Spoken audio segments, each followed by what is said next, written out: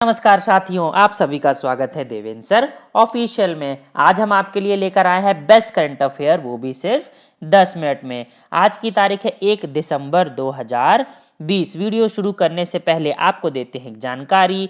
Railway का जो NTPC का पेपर है उसके लिए फिर से रेलवे बोर्ड के द्वारा यहाँ पर डेट जारी कर दी गई है। आप देख सकते हैं यहाँ पर बात की जा रही है 28 दिसंबर 2020 से। तो देखते हैं कि क्या अब 28 दिसंबर 2020 से लेकर मार्च 2021 तक एनटीपीसी के एग्जाम कंडक्ट होते हैं कि नहीं। अगर कोरोना की स्थिति ठीक होगी तो एग्जाम होंगे और अगर नहीं होगी तो फिर से पोस्टपोन हो जाएंगे, ऐसी संभावना मुझे लगती है। आपको इससे रिलेटेड कुछ नोट्स मेरे टेलीग्राम पेज पर मिल जाएंगे, आप चाहें तो ज्वाइन कर सकते हैं। वीडियो अच्छा लगे तो लाइक और सब्सक्राइब करना मत भूलिएगा।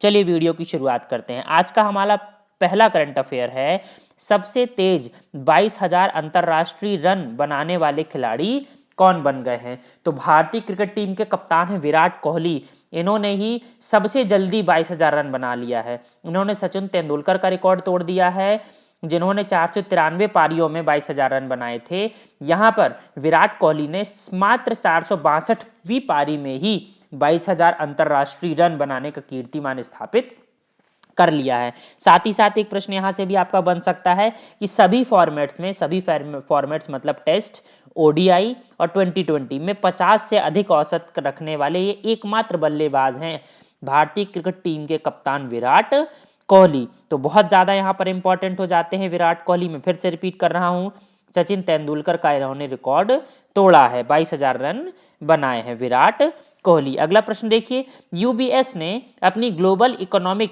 और मार्केट आउटलुक 2021-22 रिपोर्ट में वित्त वर्ष 2021 में भारत की वास्तविक जीडीपी दर कितने रहने का अनुमान जताया है।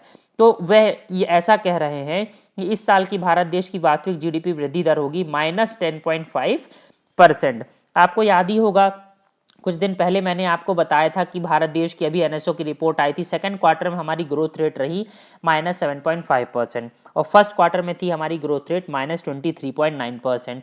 तो यहाँ पर ओवरऑल जो ग्रोथ रेट है उसकी बात कर रहा है क्या यूबीएस, कितनी रहनी चाहिए -10.5%।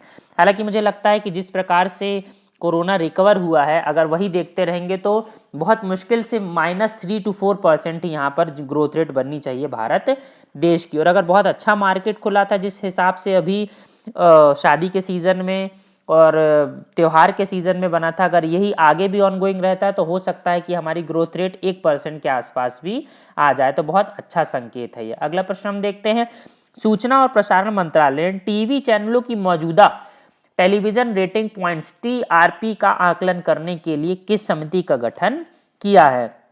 तो यहाँ पर बहुत महत्वपूर्ण प्रश्न है, शशि एस वेमपंती। तो आप दूसरे शब्दों में कह सकते हैं वेमपंती समिति। ये कौन है भाई, ये प्रसार भारती के सीईओ हैं। इन्हीं की अध्यक्षता में 4 सदस्यीय यहाँ पर समिति का गठन किया गया है टीआरपी की मौजूदा रेटिंग का क्या करने के लिए, आकलन करने के लिए कि क्या इसे ही कंटिन्यू किया जाए या एक नया पैमाना, एक नया स्टैंडर्ड स्थापित किया जाए, ताकि यह पता चल सके कि किस चैनल को लोग ज़्यादा देखते हैं और कौन सी चीज़ को लोग देखना ज़्यादा पसंद करते हैं और किसे नापसंद करते हैं। आपने देखा था कुछ क्लैश की स्थिति बन गई थी यहाँ पर रिपब्लिक भारत नाम के टीवी चैनल से, और बाद में आपने देखा कि जो उनके प्रमुख हैं उनके साथ भी सुप्रीम कोर्ट यहाँ वहाँ है ना, बहुत सारी चीज़ें हुई थी। यहाँ पर इंपॉर्टेंट हो जाता है broadcast audience research council India, इसकी स्थापना हुई थी यहाँ पर 2010 में। इसका हेडक्वार्टर है मुंबई में और हाल फिलहाल में इसके अध्यक्ष पुनीत गोयन का। तो बहुत महत्वपूर्ण हो जाती है यहाँ पर हमारी शशि एस वेमपंती समिति। आप देख सकते हैं वेमपंती महोदय को साथ में टीआरपी के जो फुल फॉर्म है यह भी प्रश्न में पूछी जा सकती है, टेलीविजन रेटिंग पॉइंट्स। अगला प्रश्न देखिए, अंडमान और निकोबार कमांड एएनसी ने निकोबार ग्रुप ऑफ आइलैंड्स के टेरेसा आइलैंड में किस 3 दिवसीय ट्राई सर्विस कॉम्बैट एक्सरसाइज का आयोजन किया है। तो यहाँ पर इसका कोड नेम दिया गया है ट्राई सर्विस कॉम्बैट एक्सरसाइज का बुल स्ट्राइक। अति महत्वपूर्ण हो जाता है यहाँ पर थल सेना, नौसेना, वायुसेना तीनों को क्या है भाई, तालमेल स्थापित करने के लिए यहाँ पर इस बुल स्ट्राइक जो एक्सरसाइज इसका आयोजन किया गया। तो भारत देश के चीफ ऑफ डिफेंस स्टाफ, नया पद है, पहले सीडीएस है हमारे जनरल विपिन रावत। और तीनों सेनाओं के कमांडर कौन होते हैं, भारत के राष्ट्रपति महोदय, अनुच्छेद क्रमांक 52। अगला प्रश्न देखिए, किस प्रसिद्ध फिल्मकार को जेसी डेनियल पुरस्कार के लिए चुना गया है? तो इस साल का जेसी डेनियल पुरस्कार दिया गया है हरिहरन को। मलयालम सिनेमा में आजीवन योगदान के लिए दिया जाने वाला है। यह क्या है भाई? केरल राज्य का सर्वोच्च सम्मान है। मैं फिर से रिपीट कर रहा हूं, केरल राज्य का सर्वोच्च सिनेमा से संबंधित यह पुरस्कार है जेसी डेनियल पुरस्कार। 5 लाख रुपए नगद दिए जाते हैं, एक प्रशस्ति पत्र के साथ में एक प्रतिमा भी यहाँ पर दी जाती है। आप देख सकते हैं हरिहरन महोदय को। अगला प्रश्न देखिए, प्लास्टिक कचरे के खतरे से निपटने और कोविड-19 के प्रसार को रोकने के लिए प्लास्टिक लाओ मास्क ले जाओ नामक एक नई पहल की शुरुआत किसके द्वारा की गई है? तो प्लास्टिक लाओ और मास्क ले जाओ नामक एक नई पहल की शुरुआत की गई है उत्तराखंड के देहरादून नगर निगम के द्वारा। बहुत महत्वपूर्ण, देखिए बहुत बहुत अच्छा इनिशिएटिव है। मुझे लगता है कि सारे नगर निगम को भारत देश के सीखना चाहिए और देहरादून नगर निगम से यह एक इनिशिएटिव जिन्होंने स्टार्ट किया है कि आप कचरा लेकर आइए और मास्क लेकर जाइए। अगर ऐसा कुछ होगा तो बहुत अच्छा यहाँ पर प्रयास किया जा रहा है। देखिए प्लास्टिक कचरे के बदले 5000 फेस मास्क यहाँ पर वितरित करने का लक्ष्य किया गया है। उत्तराखंड का गठन 2000 में किया गया था। नवंबर 2000 में उत्तर प्रदेश से टूटकर बना था। उत्तराखंड के हाल फिलहाल में राज्यपाल हैं बेबी रानी मौर्य। यहाँ पर नई नई राजधानी भी बनी थी। एक तो प्रॉपर राजधानी है देहरादून, शीतकालीन और ग्रीष्मकालीन की गैरसैंण राजधानी बनाया गया है। मुख्यमंत्री त्रिवेंद्र सिंह रावत महोदय। आप देख सकते हैं प्लास्टिक लाओ और मास्क ले जाओ कैंपेन। अगला प्रश्न देखिए, भारत सरकार के द्वारा राष्ट्रीय डेयरी विकास बोर्ड एनडीडीबी का नया अध्यक्ष किसे नियुक्त किया गया है? तो भारत देश की एक आईएएस अधिकारी है वर्षा जोशी, इन्हें ही बनाया गया है एनडीडीबी का नया अध्यक्ष। यह वर्तमान में भारत सरकार के मत्स्य पशुपालन और डेयरी मंत्रालय के क्या है भाई संयुक्त सचिव के पद पर कार्यरत है। इनकी जो नियुक्ति है वो दिलीप रथ के स्थान पर हो रही है जो अब रिटायर होने वाले हैं। महत्वपूर्ण हो जाता है राष्ट्रीय डेयरी विकास बोर्ड। इसकी स्थापना की गई थी 16 जुलाई सन 1965 को। इसका मुख्यालय पड़ता है आनंद, गुजरात में। आपने देखा ही होगा आनंद डेयरी वाला कॉन्सेप्ट। आप देख सकते हैं नई नई हमारी जो सचिव बनेंगी, हेड बनेंगी। और ये है हमारा नेशनल डेयरी डेवलपमेंट बोर्ड का लोगो। आप देख सकते हैं इंडस वैली सिविलाइजेशन में प्राप्त एक मोहर थी, उसे ही यहाँ पर क्या बनाया गया है, एक लोगो के तौर पर यहाँ पर डिजाइन कर दिया गया भारत सरकार के द्वारा। तो बहुत महत्वपूर्ण है, देख सकते हैं आप, बहुत खूबसूरत है एनडीडीबी का लोगो। अगला प्रश्न देखिए, लोकसभा अध्यक्ष ओम बिरला ने लोकसभा और लोकसभा सचिवालय का नया सीईओ या नया महासचिव किसे नियुक्त किया है? तो यहाँ पर नए महासचिव बने हैं लोकसभा के वरिष्ठ आईएएस अधिकारी रिटायर उत्पल कुमार सिंह। इनकी नियुक्ति 1 दिसंबर 2020 से यहाँ पर प्रभावी होने वाली है। स्नेहलता श्रीवास्तव का स्थान लेने वाले हैं। स्नेहलता श्रीवास्तव से बहुत सारे प्रश्न आ चुके हैं, कई कॉम्पिटिटिव एग्जाम में बने हैं।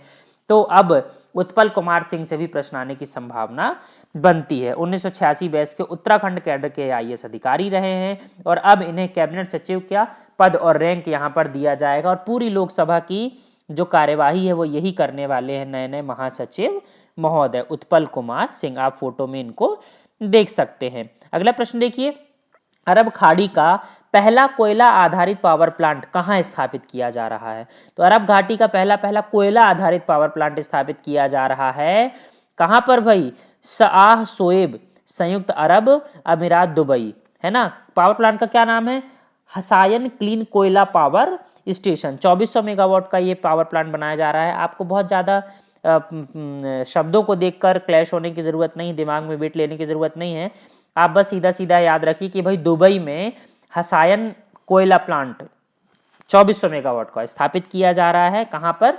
दुबई में। अरब खाड़ी का पहला कोयला आधारित है क्योंकि इनको कोयले वाला इन्होंने आज तक ऐसा कुछ स्टैब्लिश किया नहीं, क्योंकि पेट्रोल काफी बड़ी मात्रा में था, इसलिए पहली बार यहाँ पर स्थापित किया जा रहा है। इसीलिए प्रश्न आने की संभावना बन जाती है। पावर प्लांट की फोटो देख सकते हैं, साथ में आप देख सकते हैं यूएई की ज्योग्राफिकल लोकेशन को, साथ में आपको दुबई भी बिल्कुल साफ साफ रेड कलर में दिख रहा है। अगला प्रश्न देखिए, हर साल दुनिया भर में विश्व एड्स दिवस कब मनाया जाता है? तो 1 दिसंबर को मनाया जाता है। आपको पता है acquired immuno deficiency syndrome HIV human immuno virus के द्वारा यह बीमारी फैलती है। इसकी इस साल की थीम है ग्लोबल सॉलिडेटरी शेयर्ड रिस्पॉन्सिबिलिटी। बहुत खतरनाक बीमारी है, आज तक इसकी किसी भी प्रकार की कोई भी दवाई नहीं खोजी गई है। ये आपके व्हाइट ब्लड सेल्स को क्या करती है भाई? डिस्ट्रॉय कर देती है। आपकी बॉडी किसी भी छोटी से छोटी बीमारी से लड़ने के काबिल ही नहीं बचती है, इसलिए व्यक्ति की असमय पर मृत्यु हो जाती है। तो वायरस से सिर्फ हम आज ही नहीं काफी सालों से जूझ रहे हैं। इसी का एक क्या उदाहरण है? World AIDS Day. बहुत पूछा जाता है और यह है जिसकी जो थीम है यह भी इंपॉर्टेंट हो जाती है। मैं फिर रिपीट कर देता हूँ, ग्लोबल सॉलिडेरिटी शेयर्ड रिस्पॉन्सिबिलिटी। अगला प्रश्न, सीमा सुरक्षा बल बॉर्डर सिक्योरिटी फोर्स के द्वारा अपना 56वां स्थापना दिवस कब मनाया गया? तो 1 दिसंबर 2020 को बनाया गया। 1 दिसंबर 1965 को जो भारत चीन और भारत पाकिस्तान का युद्ध हुआ था, इसीलिए भारत पाकिस्तान की जो सीमा रेखा है उनसे क्या करने के लिए भाई, सिक्योरिटी करने के लिए इसका गठन किया गया था, बीएसएफ का गठन किया गया था। महत्वपूर्ण क्यों है? क्योंकि यह दुनिया का सबसे बड़ा सीमा सुरक्षा बल है और भारत के पास जो 5 केंद्रीय सशस्त्र पुलिस बल है उनमें से एक है, इसीलिए महत्वपूर्ण हो जाता है। साथ ही यह प्रश्न भी कई बार आया है कि भारत देश की रक्षा की पहली दीवार किसे कहा जाता है? तो बीएसएफ को ही कहा जाता है भारत देश की रक्षा की पहली दीवार। मुख्यालय है नई दिल्ली में।